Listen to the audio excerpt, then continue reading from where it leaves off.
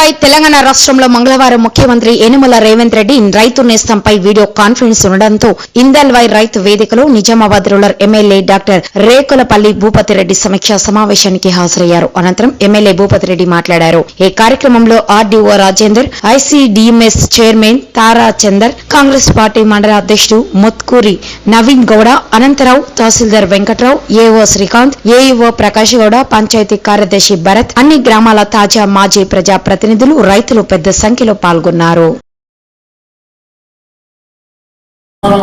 ఆయన ఇప్పుడు ఫోన్ ట్యాపింగ్లో దొరుకుతున్నాడు, మరి ఇంకా వాటర్ వాళ్ళ కూడా దొరుకుతున్నారు. కుటుంబం కూడా మీ కవిత అయితే మీకు తెలుసు, దొరికింది, చేరిపోయింది. ఇక ఇలా ముగ్గురు పని ఉన్నది, అది కూడా జరుగుతుంది. ఇక టీఆర్ఎస్ గురించి మాట్లాడుకోవడం ఇంకా టైం వేస్ట్, ఇవన్నీ కూడా ఏదో అబద్ధాల మీద ప్రచారం చేసి మాట్లాడుతూ ఉన్నారు. కాబట్టి మీరు నిజాలు గ్రహించండి, ఇంకా టైం ఉంది, ఇంకా మీ నిజాలు తెలుసుకోండి. కాంగ్రెస్ పార్టీ యొక్క ఉద్దేశం ఏంటిది, కాంగ్రెస్ పార్టీ ఏ విధంగా మరి పేద ప్రజల సేవలో ముందు ఉన్నదని చెప్పి మీరు ఆలోచించుకొని మీరంతా విఘ్నులు. ఇందల్వాయి గ్రామం అంటే నాకు తెలుసు, తెలంగాణ ఉద్యమంలో కూడా ఎన్నో సార్లు వచ్చిన 2001 నుండి ఇక్కడ ఏదైతే స్టార్ట్ చేస్తే దానికి విజయం తత్వం. ఇక్కడ స్టార్ట్ చేసాం అంటే తెలంగాణ వచ్చి మనకి ఇక్కడ ఎన్నోసార్లు స్టార్ట్ చేసాం.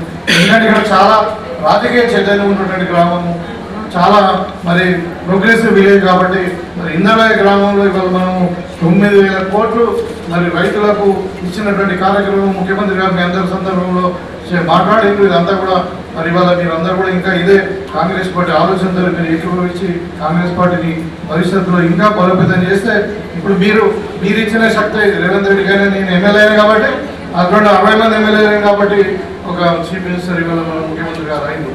కాబట్టి మీరు ఇచ్చిన బలమే కాబట్టి మీరు ఇదే సపోర్ట్ను కంటిన్యూ చేస్తారని చెప్పి కోరుకుంటూ మీ దగ్గర సెలవు తీసుకుంటాం.